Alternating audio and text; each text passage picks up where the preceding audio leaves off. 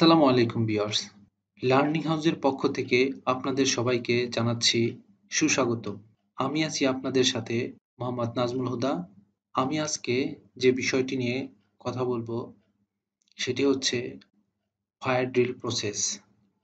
আমরা যারা গার্মেন্টস শিল্প প্রতিষ্ঠানে কর্মরত আছি তারা সবাই জানি যে প্রতিটা ফ্যাক্টরিতেই ফায়ার ড্রিল করতে হয়। আর আমি আজকে সে বিষয়টি নিয়েই কথা বলবো। আমরা হয়তো অনেকেই জানি না যে সঠিকভাবে কিভাবে ফায়ার ড্রিল করতে হয় বা কিভাবে ডকুমেন্টেশন সংরক্ষণ করতে হয়। চলেন শুরু করা যাক। What is drill?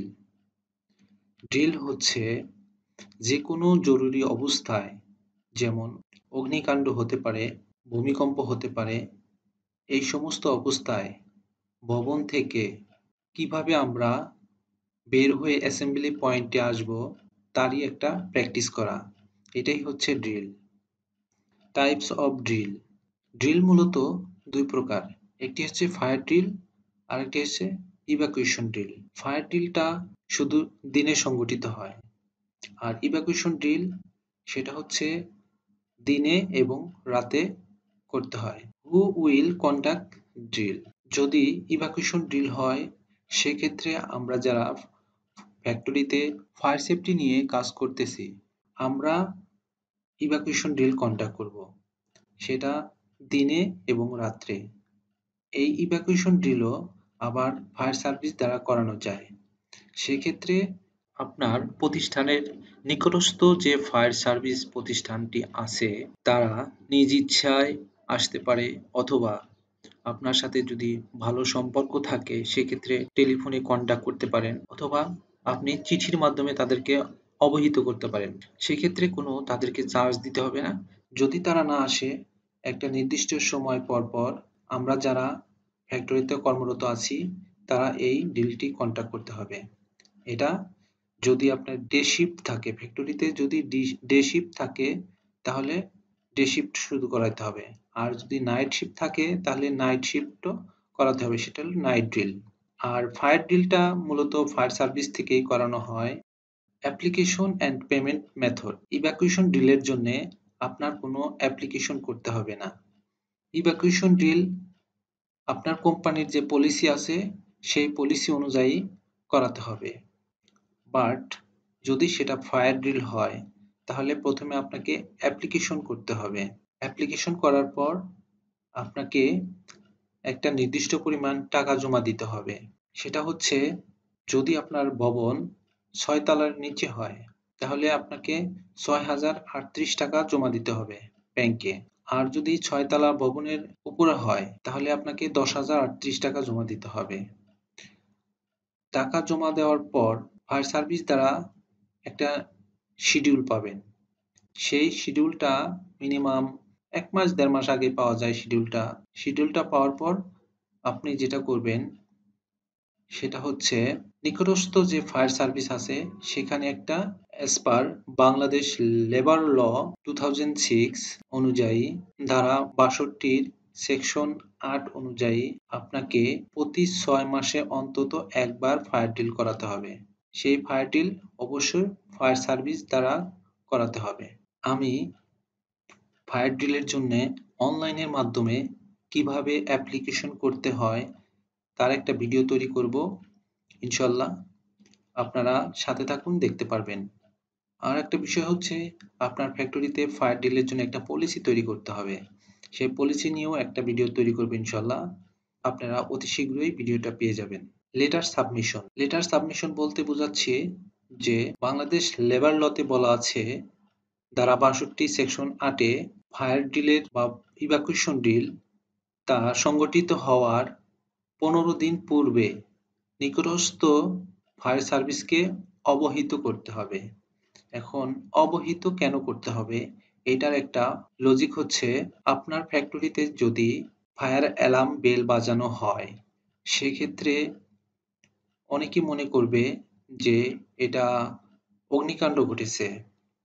কেউ হয়তো এটাই স্বাভাবিক যে ফায়ার অ্যালার্ম বেল বাজতেছে অনেকক্ষণ যাবৎ, তাহলে তো অগ্নিকাণ্ড হয়েছে। সেক্ষেত্রে ফায়ার সার্ভিসে কল দিবে।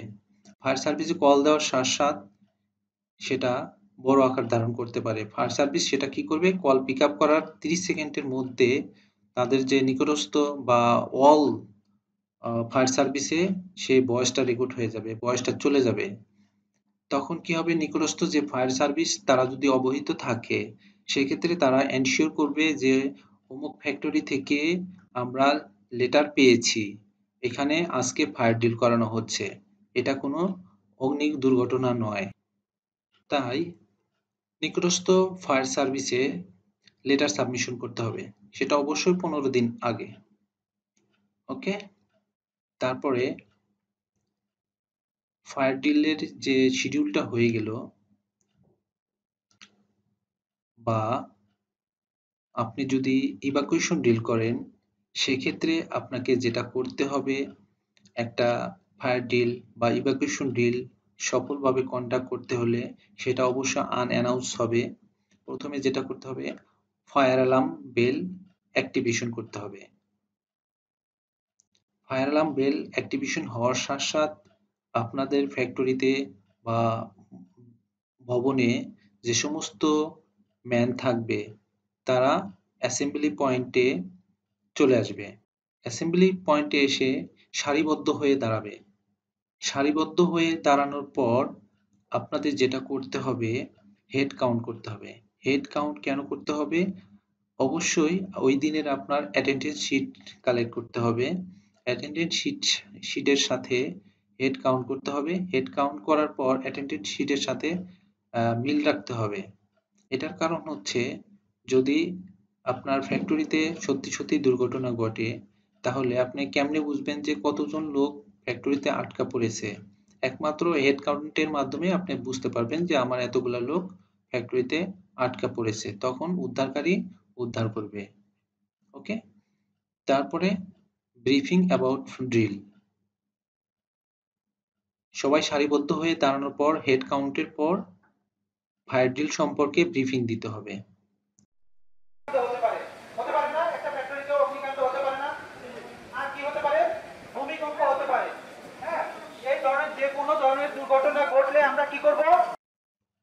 যদি সেটা ইভাকুয়েশন ড্রিল হয় তাহলে সবাই ড্রিল কমপ্লিট হওয়ার পর আবার যার যার কর্মস্থলে চলে যাবে।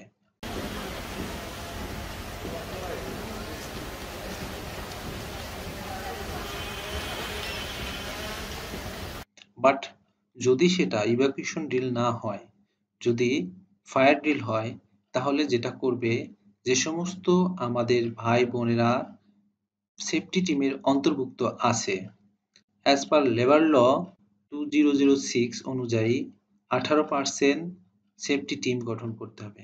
সেফটি টিমে কারা থাকবে? যে সমস্ত ওয়ার্কাররা থাকবে, ম্যানেজমেন্ট থাকবে, সবাই থাকবে, ফ্যাক্টরিতে কর্মরত সবাই থাকবে। সবার মধ্যে 18% নিতে হবে। 18% এর মধ্যে 3টা দল থাকবে।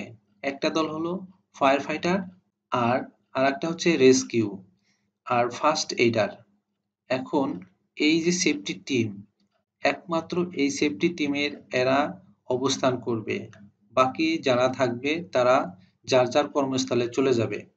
হ্যাঁ, তারপর যারা আপনার সেফটি টিমের সদস্য তাদেরকে নিয়ে আপনার ট্রেনিং করাতে হবে। ট্রেনিংটা কি? সত্যি সত্যি আগুন লাগলে যে আগুন কিভাবে নিভাবো তার প্র্যাকটিস করতে হবে। প্র্যাকটিসটা কিভাবে করবে? ফায়ার সার্ভিস দ্বারাই প্র্যাকটিস করাবে। যেমন আগুন ধরাতে হবে, ডেমো করতে হবে, আগুন ধরায় ডেমো করতে হবে। আগুন ধরালো এক্সটিংগুইশার ব্যবহার করে আগুন নিভানোর চেষ্টা করবে, তারপরে হোজ ব্যবহার করবে, পানি ছেড়ে হোজ ব্যবহার করবে।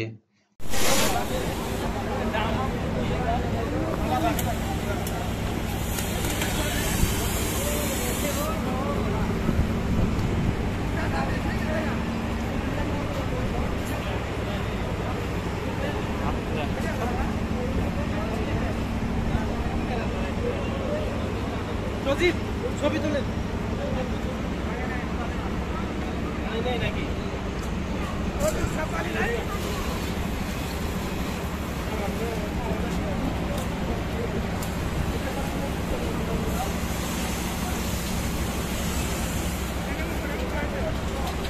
ঠিক আছে।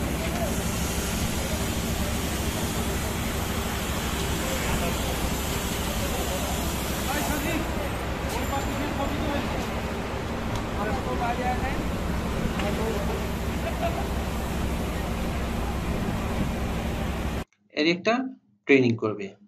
ওকে, তারপর হচ্ছে ক্যাপচার পিকচার। আপনার ডকুমেন্টেশন কমপ্লিট করার জন্য কিছু কিছু ছবি লাগবে। কি কি ছবি লাগবে? আপনার ফ্লোর খালি হয়েছে, প্রথমে ফায়ার অ্যালার্ম বেল বাজানোর জন্য যে পুলিশ স্টেশন বা কল পয়েন্ট বা এমসিপি যেটাই বলি, সেটা যে চাপতেছে তার একটা ছবি নিতে হবে। তারপরে ছবি নেওয়ার পর ওয়ার্কাররা ফ্লোর থেকে বের হচ্ছে, বের হওয়ার একটা ছবি নিতে হবে। তারা যে সারিবদ্ধ হয়ে বের হচ্ছে তার একটা ছবি নিতে হবে। তারা অ্যাসেম্বলি পয়েন্টে আসছে, আসার পর ফ্লোর খালি হয়েছে, খালি ফ্লোরের ছবি লাগবে।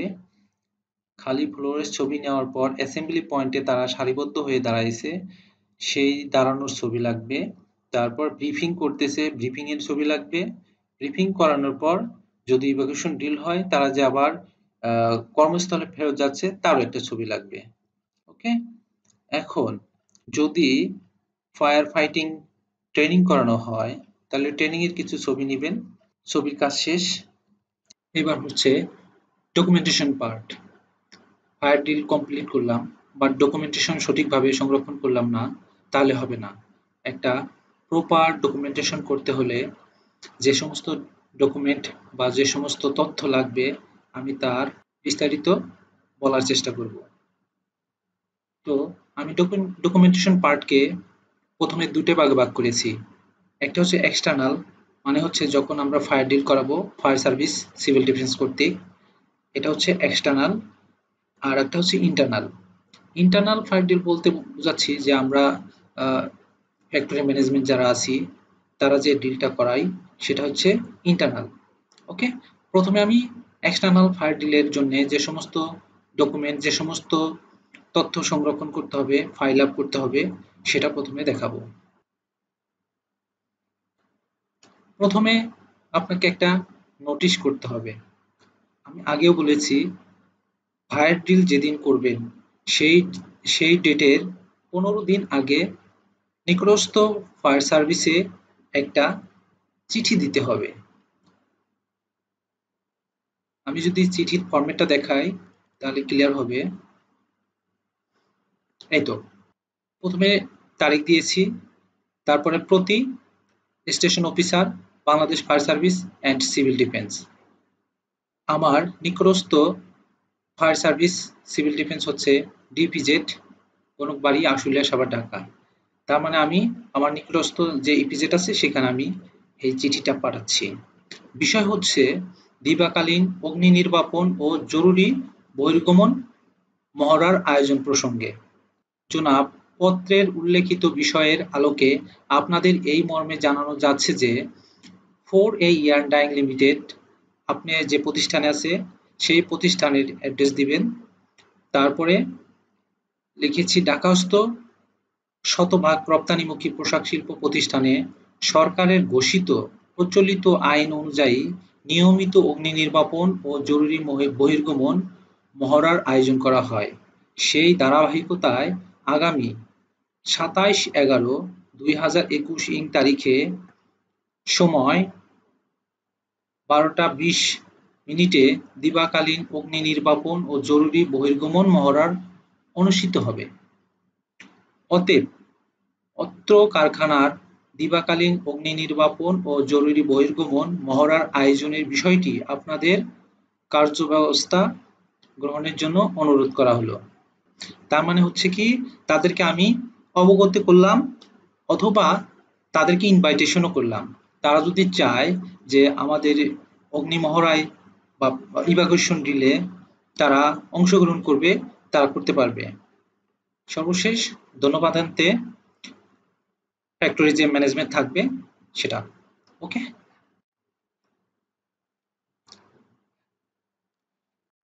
তারপরে ফরম্যাট। এটা বাংলাদেশ লেবার লতে বলা আছে, ফর্ম 22 ক অনুযায়ী অগ্নি নির্বাপন মহড়ার রেকর্ড সংরক্ষণ করতে হবে। এই ফর্মের মধ্যে কোনো চেঞ্জ নাই, এটা লেবার লতে দেওয়া আছে, জাস্ট ওই ফর্মেটটাই দেওয়া আছে। এখানে যে জিনিসগুলো রাখতে হবে এই জিনিসগুলো ফরম্যাটে দেওয়া থাকবে, বাট এর ভিতরে কোনো কিছু থাকবে না। সেটা আপনার নিজের দিতে হবে। আমি কি করতেছি, তারিখ ও সময়, অবশ্যই তারিখ ও সময়টা উল্লেখ করতে হবে। হ্যাঁ, তারপরে মহড়া পরিচালনাকারী সংস্থার নাম, ওর এই ইয়ান ডাইং লিমিটেড যে ফ্যাক্টরিতে আপনি কর্মরত আছেন সেই ফ্যাক্টরির নাম দিবেন। ফ্যাক্টরির এখানে দিতে হবে শ্রমিক কর্মচারীর সংখ্যা, টোটাল শ্রমিক কর্মচারী কতজন, তার মধ্যে অনুপাত আকারে পুরুষ মহিলা কতজন আছে সেটা দিবেন। দেওয়ার পর কতজন অংশগ্রহণ করলো, মহড়ায় কতজন শ্রমিক অংশগ্রহণ করেছে। হ্যাঁ, মহড়ায় আমার এতজন শ্রমিক অংশগ্রহণ করছে পুরুষ, আর মহিলা এতজন, মোট এতজন। সময় কতক্ষণ লেগেছে সেটা দিবেন। মহড়ার সময় উপস্থিত প্রতিষ্ঠান কর্মকর্তার নাম, নাম দিলেন। তারপর ফায়ার ফায়ার সার্ভিস থেকে যে অফিসার আসছে, যে ফায়ার ডিল কন্ট্যাক্ট করেছে তার নাম, তার ডেজিগনেশন, তারপর একটা মন্তব্য দিয়ে দিবেন। হ্যাঁ, তারপরে যেটা করতে হবে, এটা প্রিন্ট করে, অবশ্যই সবই প্রিন্ট করে রাখতে হবে। তারপরে এই ফরম্যাটের উপর, এই ফর্মের উপর এই যে Jahangir Alam senior station officer ডিভিজেড, এইখানে তাদের সিল থাকতে হবে এবং তাদের সাইন থাকতে হবে, তারা যে আসছে তার প্রমাণস্বরূপ। ওকে, তারপরে কিছু চেক লিস্ট মেনটেন করতে হবে। ডিল টাইপ কি ছিল, টাইম, তারপরে নাম্বার অফ এমপ্লয়ি, আপনার ফ্যাক্টরি এমপ্লয়ি কতজন অংশগ্রহণ করছে, সিকিউরিটি গার্ড কতজন, তারপরে চাইল্ড কেয়ার থেকে চাইল্ড শিশুরা কতজন অংশগ্রহণ করলো, ভিজিটর আছে ভিজিটর কতজন, এগুলা এখানে দিতে হবে। ওকে, তারপরে যেটা আছে আর একটা চেক লিস্ট, এটা ম্যান্ডেটরি না, এক এক ফ্যাক্টরি এক এক রকম করে তৈরি করে, এটা আমার মতো করে আমি তৈরি করেছি। ওকে, তারপর হেড কাউন্টের একটা ফরম্যাট, হেড কাউন্টও কোথায় কতজন সেটা এখানে দেওয়া আছে। তারপরে যেটা করতে হবে পিক্টোরিয়াল এভিডেন্স। পিক্টোরিয়াল এভিডেন্সে দেখেন আমি কল পয়েন্ট চাপতেছে তার একটা ছবি, ওয়ার্কাররা নামতেছে, ইভাকুয়েট করতেছে তার একটা ছবি দিয়েছি, তারপরে তারা অ্যাসেম্বলি পয়েন্টে যাচ্ছে তার একটা ছবি দিয়েছি, তারপরে খালি ফ্লোর, ফ্লোর যে খালি হয়েছে তার দুই একটা ছবি দিয়েছি, তারপরে কেউ আহত হয়েছে তার একটা ডেমো, ডেমো যে একজন আহত হয়েছে তাকে উদ্ধার করে নিয়ে যাওয়া হচ্ছে। হ্যাঁ, তারপরে অ্যাসেম্বলি পয়েন্টে সবাই সারিবদ্ধ হয়ে দাঁড়াইছে, তারপরে সর্বশেষ যে ট্রেনিং করানো হয়েছে তার একটা ছবি দিয়েছি। ওকে, তারপর যেটা করতে হবে, আমি যেগুলো বললাম যেমন ফায়ার ডিলের লেটার যেটা, সেটা এই ফরম্যাটে যেগুলো বললাম প্রত্যেকটা এইভাবে সাজাতে হবে। প্রথমে নোট লেটারটা থাকবে, তারপরে যেগুলো বললাম সেগুলো থাকবে, তারপরে যেটা রাখতে হবে সেটা হচ্ছে পেমেন্ট কপি। আমি যে পেমেন্ট করছি এই ফায়ার ডিলের জন্য তার একটা কপি। হ্যাঁ, এটা হচ্ছে সততা যাচাইয়ের জন্য, আসলেই আমি লিগেলি করেছি, কোনো দুই নাম্বারই করিনি। আমি অ্যাপ্লিকেশন করেছি, টাকা জমা দিয়েছি, তারই একটা প্রমাণের জন্য এই সমস্ত ডকুমেন্ট লাগে। এই যে অ্যাপ্লিকেশন, এটা হচ্ছে অ্যাপ্লিকেশন, আমি যে অ্যাপ্লিকেশন করছি ফায়ার ডিলের জন্য তার প্রমাণ এটা। হ্যাঁ, কোন ওটিপির আন্ডারে, তার ওটিপির আন্ডারে আমরা টাকা জমা দিয়েছি। হ্যাঁ, তারপরে যেটা আসছে এটা শিডিউল, এই শিডিউল অনুযায়ী 15 দিন আগে ফায়ার সার্ভিসে লেটারটা দিতে হবে। তারপরে যেটা করতে হবে ডেইলি অ্যাটেন্ডেন্স দিতে হবে।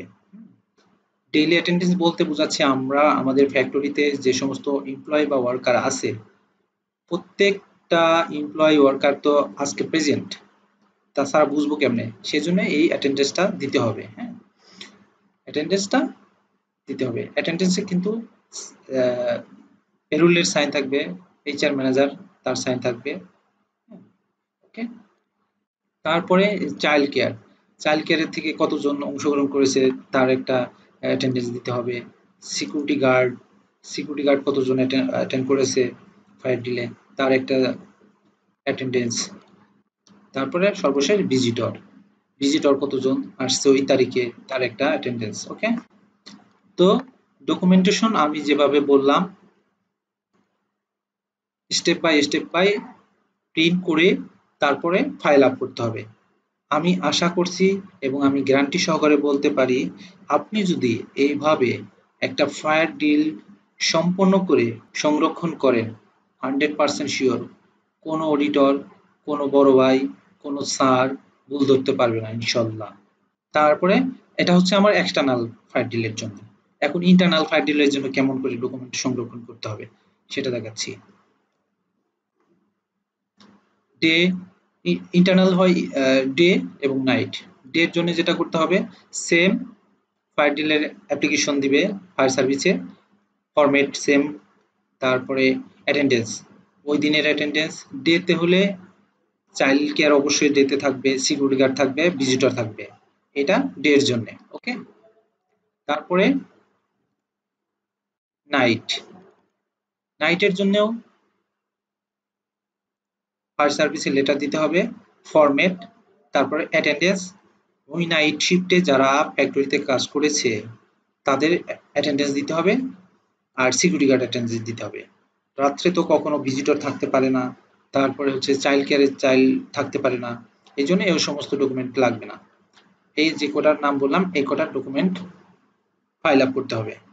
ওকে, তো এই ছিল ডকুমেন্টেশন পার্ট। আমি যেভাবে শুরু থেকে শেষ পর্যন্ত বললাম, এইভাবে যদি আপনি একটা ফায়ার ডিল সংগঠন করেন, একটা ফায়ার ডিল কন্ডাক্ট করেন, ইনশাল্লাহ কোনো প্রবলেম হবে না। তো আজকের মতো এই পর্যন্তই। সবাই ভালো থাকবেন, সুস্থ থাকবেন, এই কামনায় আমি বিদায় নিচ্ছি লার্নিং হাউসের পক্ষ থেকে মোহাম্মদ নাজমুল হুদা। সঙ্গে থাকুন, সাথে থাকুন। আল্লাহ হাফেজ।